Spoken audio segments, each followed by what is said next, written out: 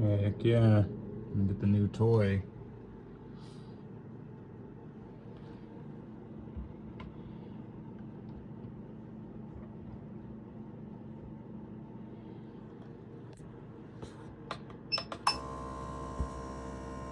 It's got dual suction.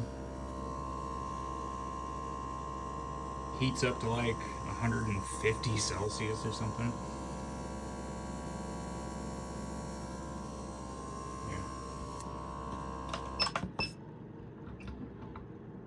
Get these panels off. Get these super thin OLED panels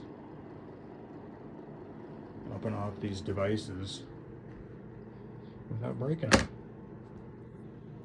Pretty cool.